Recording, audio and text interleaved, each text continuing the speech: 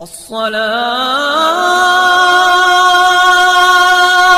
خير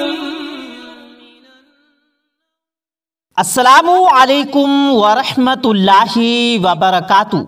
پیارے دوستو، حدیث پاک کا مفہوم ہے کہ مسلمان اور کافر میں فرق کرنے والی چیز نماز ہے۔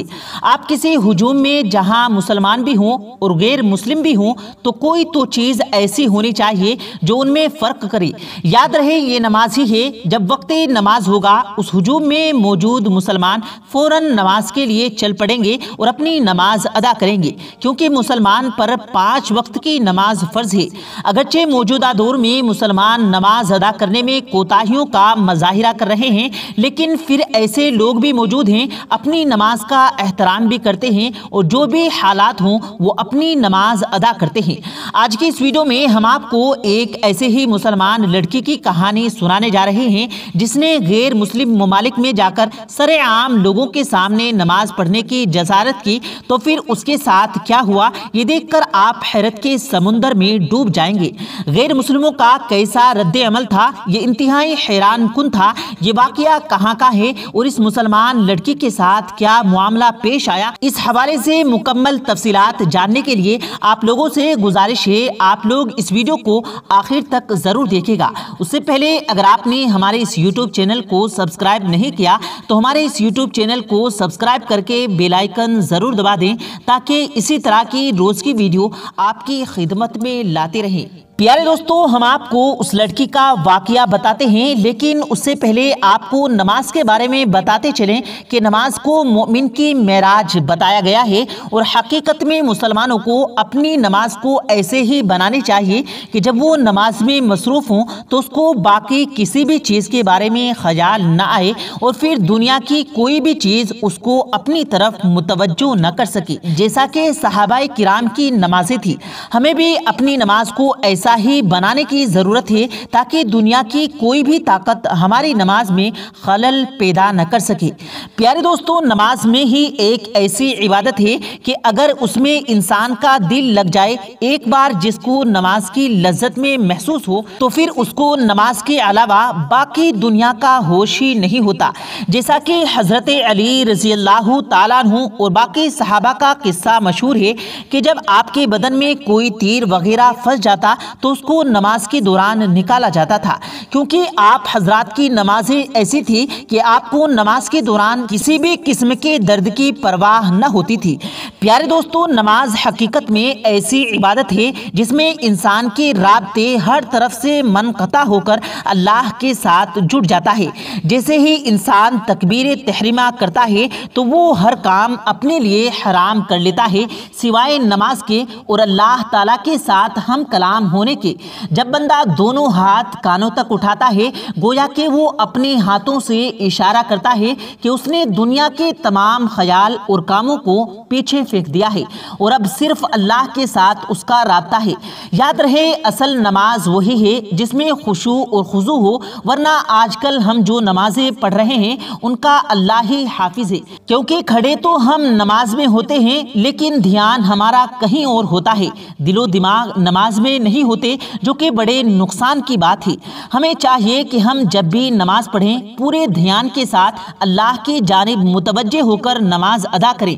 وہ کہتے ہیں کہ جب نماز کے لیے کھڑے ہوا کرو تو یہ خیال کرنا چاہیے کہ میں اللہ کو دیکھ رہا ہوں، اور اگر یہ دھیان نہ کر سکیں تو کم از کم یہ دھیان ضرور دینا چاہیے کہ اللہ مجھے دیکھ رہا ہے۔ پیارے دوستو، جس کو یہ دھیان نصیب ہو جاتا ہے اس کی نماز حقیقی معنوں میں اس کی معراج بنتی ہے۔ پیارے دوستو، نماز کی اہمیت اور فضیلت کے بارے میں بے شمار احادیث اور واقعات موجود ہیں، جن میں سے ایک صحابی کا واقعہ میں آپ کو سناؤں گا، لیکن اس سے پہلے آپ کو وہ فوٹو دکھاتے ہیں جو کسی مغربی ملک کی فوٹوز ہے، جس میں دیکھا جا سکتا ہے کہ ایک مسلمان لڑکی ہے اور وہ نماز ادا کر رہی ہے اور اس کے پیچھے یہ غیر مسلم عجیب بےہودگی کا مظاہرہ کر رہا ہے، لیکن ان لوگوں نے اس بے حیائی کی تمام حدیں پار کر دی، بلکہ ایک شخص نے تو اس مسلمان لڑکی کو دھمکانا شروع کر دیا اور اس لڑکی کو نماز توڑنے پر مجبور کر دیا۔ اتنے میں کچھ اچھے دل والے لوگ آ گئے اور پھر وہ شخص دم دبا کر بھاگ گیا۔ پیارے دوستو، جیسا کہ پہلے بھی بتایا گیا کہ مسلمان اور کافر میں فرق کرنے والی چیز نماز ہی ہے۔ شاید ان غیر مسلموں کو اس لڑکی کی عبادت عجیب دکھ رہی ہو تو وہ اس کا تماشا کرنے لگے، لیکن ان لوگوں نے بےہودگی کی تمام حدیں پار کر دی۔ مسلمانوں کے جسموں اور ان کی عبادات پر ایسے حملے شروع سے ہوتے آئے ہیں، لیکن وہ مسلمانوں کے حوصلے کبھی پست نہ کر سکے۔ پیارے دوستو، اگر صحابہ کی زندگی کو دیکھا جائے تو ان کی زندگی میں ایسے کئی خوبصورت واقعات موجود ہیں کہ ایک صحابی نماز میں مصروف تھے کہ ان کی چھت سے ایک سانپ نیچے گرا، گھر میں شور مچ گیا اور ارد گرد لوگ اکٹھے ہو گئے اور سانپ کو مارا۔ اور جب اس صحابی نے نماز کو پوری کیا تو پوچھنے لگے کچھ شور کی آوازیں تھی، خیریت تو تھی؟ تو وہ گھر والوں نے کہا کہ آپ کا بھلا ہو، گھر میں سانپ آ گیا، اس کے محلے کے لوگوں نے آ کر مارا ہے، آپ کو خبر بھی نہ ہوئی۔ پیارے دوستو، صحابہ کی نماز حقیقت میں ایسی تھی کہ اگر پاس میں کوئی ڈھول بھی بجاتا تو ان کی نماز میں خلل نہ آتا تھا۔ ہمیں بھی چاہیے کہ ہم اپنی نماز میں ایسی محنت کریں کہ کسی بھی بات کی وجہ سے ہماری نماز میں خلل نہ آئے۔ لیکن پیارے دوستو، افسوس بھری بات ہے کہ ہماری نماز میں تو مکھیوں کے بیٹھنے سے بھی خلل پیدا ہو جاتا ہے۔ پیارے دوستو، جہاں تک بات ہے نماز کی فضیلت کی تو ہمارے پیارے نبی صلی اللہ علیہ وسلم فرماتے ہیں کہ 5 نمازیں اللہ تعالیٰ نے فرض کی ہیں۔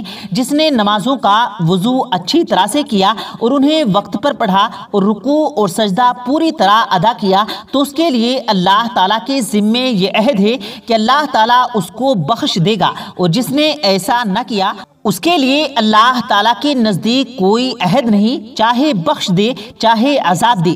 اسی طرح ایک روایت ہے کہ رسول کریم صلی اللہ علیہ وسلم سردی کے زمانے میں آبادی سے باہر تشریف لے گئے۔ اس وقت درختوں کے پتے جھڑ رہے تھے۔ اس وقت رسول کریم صلی اللہ علیہ وسلم نے درخت کی 2 ٹہنیاں پکڑی تو اور زیادہ پتے جھڑنے لگے۔ وہاں پر رسول کریم صلی اللہ علیہ وسلم کے صحابی ابو ذر رضی اللہ تعالیٰ عنہ بھی تھے۔ رسول اللہ صلی اللہ علیہ وسلم نے ان کو مخاطب کر کے فرمایا، یقین جانو بندہ اللہ کی رضا کے لیے نماز پڑھتا ہے تو اس کے چھوٹے گناہ اس طرح جھڑ جاتے ہیں جیسے یہ پتے جھڑ رہے ہیں۔ پیارے دوستو، نماز کے بارے میں بے شمار احادیث موجود ہیں۔ ایک حدیث میں رسول کریم صلی اللہ علیہ وسلم نے ارشاد فرمایا، قیامت کے دن آدمی کے اعمال میں سے سب سے پہلے فرض نماز کا حساب لیا جائے گا۔ اگر نماز درست ہوئی تو وہ کامیاب و کامران ہوگا، اور اگر نماز درست نہ ہوئی وہ ناکام اور خسارے میں ہوگا۔ اسی طرح ایک اور دوسری حدیث میں رسول کریم صلی اللہ علیہ وسلم نے ارشاد فرمایا، قیامت کے دن سب سے پہلے نماز کا حساب لیا جائے گا۔ اگر نماز اچھی ہوئی تو باقی اعمال بھی اچھے ہوں گے، اور اگر نماز خراب ہوئی تو باقی اعمال بھی خراب ہوں گے۔ پیارے دوستو، ان حدیث کے پیش نظر ہمیں خود ہی سوچنا چاہیے کہ نماز کا اہتمام کس قدر ضروری ہے اور ہم اس کا کتنا اہتمام کرتے ہیں۔ اس حوالے سے ہمیں سوچنے کی ضرورت ہے۔ اللہ تعالیٰ سے دعا ہے کہ اللہ پاک ہمیں سوچنے، سمجھنے اور اچھے اعمال کرنے اور برائیوں سے بچنے اور بچانے کی توفیق عطا فرمائے، اور ہمیں 5 وقتہ نماز پڑھنے کی توفیق عطا فرمائے۔ آمین، اللہم آمین۔ پیارے دوستو، کمنٹ باکس میں آمین ضرور لکھیں۔ کیا معلوم کس کی زبان سے نکلا ہوا آمین کب قبول ہو جائے اور ہماری بخشش کا ذریعہ بن جائے۔